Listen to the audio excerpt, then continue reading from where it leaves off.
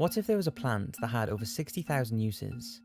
A plant that had the ability to heal some of the deadliest diseases known to mankind, could replace many chemical-ridden medicines prescribed for problems such as depression and insomnia. A plant that could aid in the reduction of the growing and devastating effects of deforestation around the planet, preventing the habitat destruction of many endangered animals. A plant that was illegal for reasons that simply do not make sense. That plant is cannabis, and the name alone invokes various thoughts in people's minds. Perhaps your parents have their views on it and that has rubbed off on you, or perhaps you have associated it with people sitting in their rooms and smoking it. But the truth is, linking cannabis to something that just gets you high is like saying water only serves one purpose. This video is about to get interesting, so sit back and relax. Let's take things back to the basics. There are 3 species of cannabis: sativa, indica, and ruderalis, all of which can be split, although usually the sativa type, into an industrial compound referred to as hemp, which is where the industrial side of cannabis comes in. Hemp has been used for thousands of years, and its usability is unlike anything else. It can be used for oil for cooking and converting to fuel. The seeds, which are one of the most nutritional seeds on the planet, supply nearly every mineral and vitamin the body needs. It can be used for clothing, and not only requires half the amount of water to turn into fibre than cotton, but also requires no chemicals or fertilizers. It can also be used as housing insulation, fiberboards, and it's an excellent phytoremediation, which is a plant that can remove toxins, radiation, and contamination from water and soil. Hemp was actually used in the agricultural fields around the Chernobyl nuclear disaster site in order to help remove the heavy metals and radiation from the unusable land. Scientists behind the plant use hemp as a phytoremediation also stated that as well as being excellent for the job of removing harmful waste, the hemp could then be converted to biodiesel afterwards.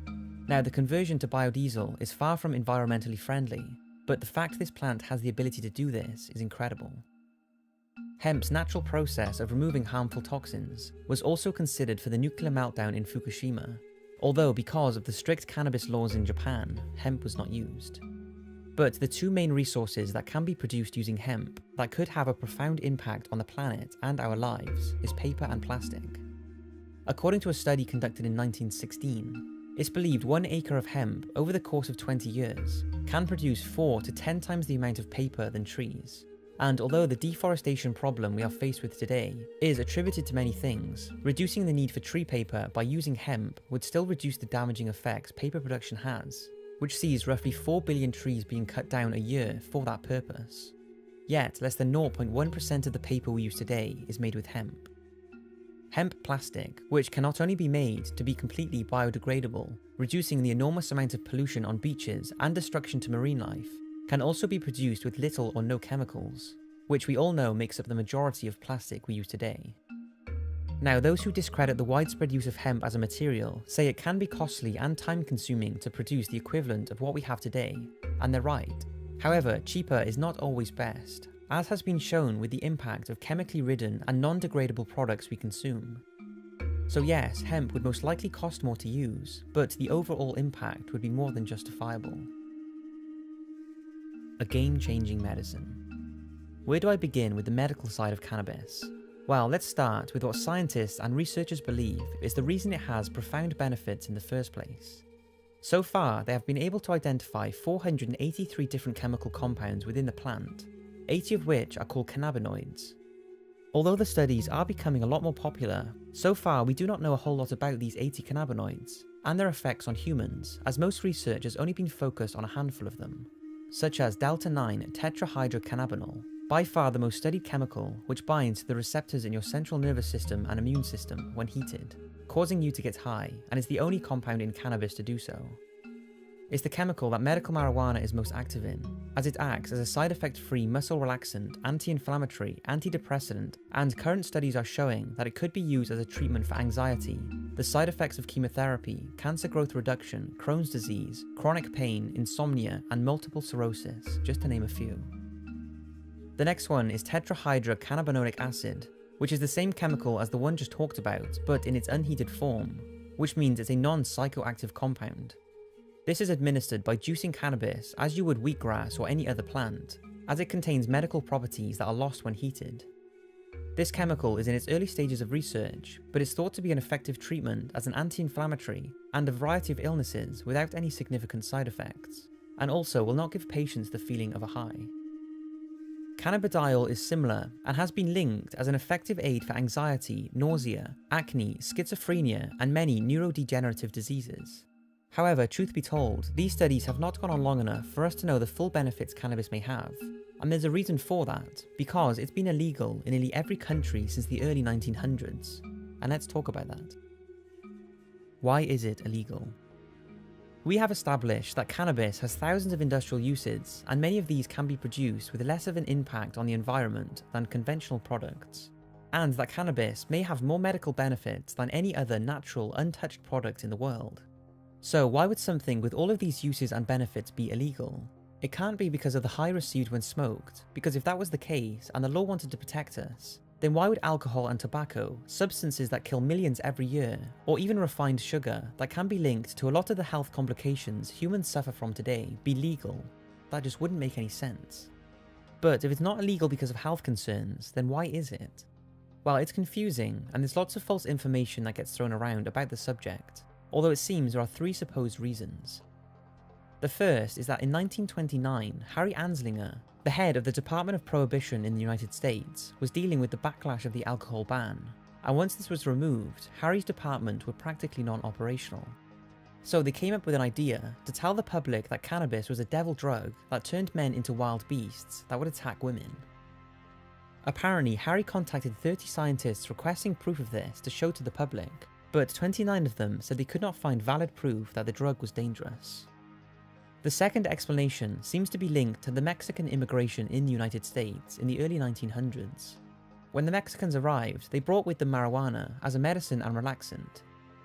In order for the US to have an excuse to search and deport the immigrants, marijuana became the perfect drug to criminalize and label dangerous. And lastly, one that many people recite to when asked why cannabis is illegal, is that major industrial companies, mainly DuPont, became worried of the many uses of hemp, more specifically nylon, which DuPont first invented at around the same time the cannabis laws were being properly enforced. It was simply profitable for them to back and promote the government's decision to tell the public cannabis was just a drug to make people high, when in reality it was to ban the use of hemp from being a nylon alternative. It's hard to prove why exactly it's illegal, as no authentic records seem to be available, but one or a combination of the above seems to be the reasoning for the US to originally ban cannabis, resulting in many other countries to follow. But regarding the last theory, I wouldn't say the big corporations are greedy and do not want to use hemp if this theory is factual. I think it's now gotten to the stage where it's too far gone for them to make the change to hemp, since after it was made illegal, all manufacture processes and equipment was grounded to a halt, and no new technology was used to advance the hemp production, meaning getting into it now would be very costly. Whatever the reason, cannabis is illegal in the majority of places, be it an outdated racial action or the greed of big corporations. Only now, nearly 100 years later, as it's becoming less frowned upon, are doctors and researchers realizing how powerful it could be. For me, everything on this planet serves a purpose, whether it's the bees and wasps that pollinate plants and flowers, or whether it's you who fulfills your purpose in life. It would seem everything has some reason for being here, and many say cannabis has the purpose of providing humans with thousands of uses, with very little impact on the planet. Yet because just one of the many things it's used for makes you high, the law has perhaps stinted the research and industrial production of one of the most incredible materials on the planet.